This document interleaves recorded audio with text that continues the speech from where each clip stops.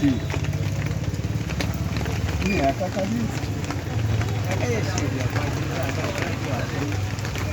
তোমার কদিন একসাথে কাজ করো? এখন আমরা 9-10 জন কাজ করি। 10 জন কাজ করো, একাই এই কাজটা করে দিতে পারবে? এই এত এক্সপেন্সিভ, এগুলো কি একা করা সম্ভব? এই কদিন আগে কদিনে কি একদিনই হবে যদি 8-10 জন করা হয়। সবাই একসাথে। একসাথে করে না একদিনই। আচ্ছা, ঈদ খোলায় তো আগে অনেক দোকান বসতো, এখন বসে কি? তৈরি হয়েছে এখন তো দোকান খুব আগের মতো করছে।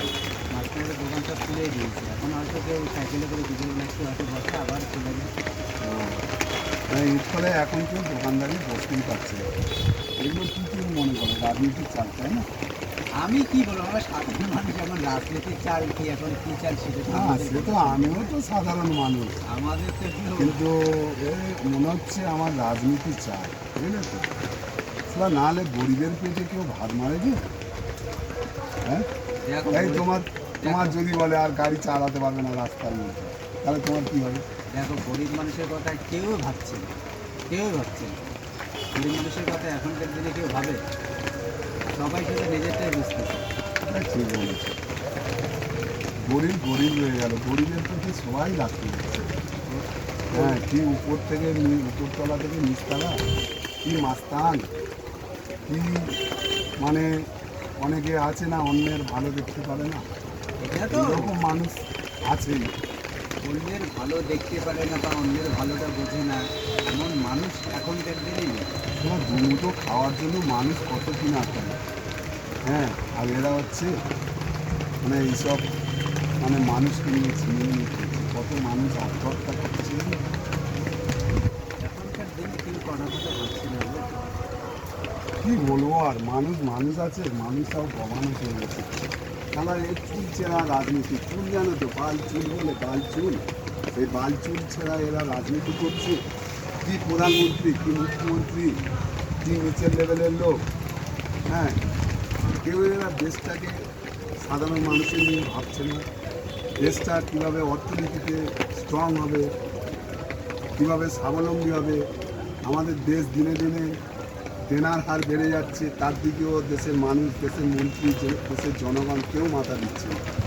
মাথা দিচ্ছে কি? এটা তো জনগণের হাতে তো কিছু নেই না। না রে জনগণ বাবা, তো কি কিছুটা করবে? জনগণের হাতে আছে। অনেক জনগণ আছে না নিজের ভালোটাও বোঝে না, নিজের ভালোটাও জনগণ বোঝে না, বোঝে শুধু অনেকে আছে দেখবে জল, পুকুরের জল কেউ যদি বলে চারিদিকে সমান আছে, কেউ বিশ্বাস করে না।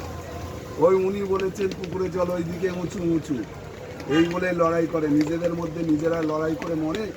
আর উপরতলার মানুষ তারা হচ্ছে রাজনীতির এতে রং দেখিয়ে তারা আজকে মানুষের জীবন নিয়ে ছিনিয়ে নিচ্ছে।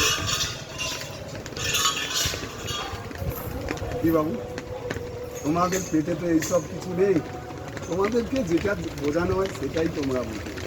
এই জন্য দেশে হচ্ছে, দেশটা এইভাবেই চলছে। না, না, আমাকে যা যেটা বোঝাবে সেটা বুঝলে তো হবে না। আমারও তো ভালো মন্দ বোঝার ক্ষমতা নিশ্চয়ই আছে, কিন্তু আমাদের ভালো মন্দ যারা বোঝাবে তাদেরকে আমরাও বুঝিয়ে দেই, কিন্তু উপায় কি? উপায় কি? না, তার সত্ত্বেও দেখা যাচ্ছে আমরা অনেকে বলতে চাইলেও আমাদের মুখটাকে বন্ধ করে রাখছি। এটা তো মানো, আজকে আরজি করের ঘটনা, আজকে অমুক জায়গার ঘটনা, আজকে তমুক জায়গার ঘটনা, এইসব ঘটনা নিয়ে রাজনীতি হবে কেন?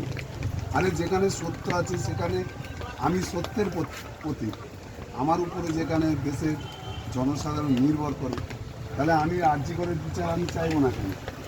হ্যাঁ, আরজি করে একটা নিউজ মানে একটা ভালো ডাক্তারকে মানে মানে নিঃসঙ্গ মানে কীভাবে মানে আমাদের বলতেও লজ্জা লাগে, তাকে এমনভাবে নিষ্ক্রিয়ভাবে তাকে হত্যা করা হয়েছে। এই হত্যার পিছনে আমাদের দেশের মন্ত্রীরা দায়ী। তুমি এটা জানো তো? আরে সবই ঠিক আছে, এখন তো আমাদের তো এখানে বলার কিছু নেই না। আমরা কি বলবো? আমরা তো আরে সাধারণ এইসব মানুষ। বালচুলের মতো এরা রাজনীতি করে। বালচুল, চুল জানো তো, চুল হচ্ছে সূক্ষ্ম, তোমার ভাতে পড়লে সেই ভাতের মুঠোর মধ্যেই তোমার গালের ভিতরে চলে যাবে।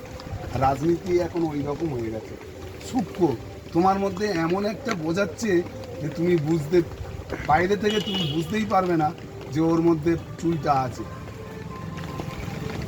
মেন কালপেটটা ওর মধ্যেই আছে। কিন্তু সবচেয়ে বড় কথা, এই 35-36 দিন হয়ে গেল, এখন একজন আমাদের মানে সংবিধানের রুখে দাঁড়ানোর মতো একজন ভালো ডাক্তার, চাবুক ডাক্তার,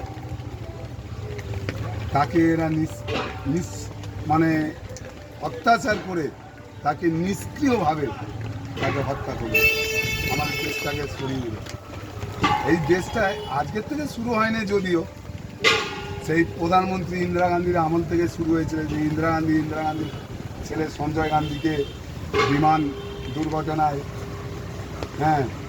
তাকে মৃত্যুবরণ করতে হয়েছিল। কারণ হচ্ছে ইন্দিরা গান্ধী জানতো সঞ্জয় গান্ধী যদি বেঁচে থাকে ইন্দিরা গান্ধী সেই প্রধানমন্ত্রী থেকে সরে যেতে হবে। এগুলো রাজনীতি, যদিও তোমার আমার মধ্যে আসে না কোনো দিন, কিন্তু আমরা সাধারণ মানুষ কোনোদিন ভাবি না।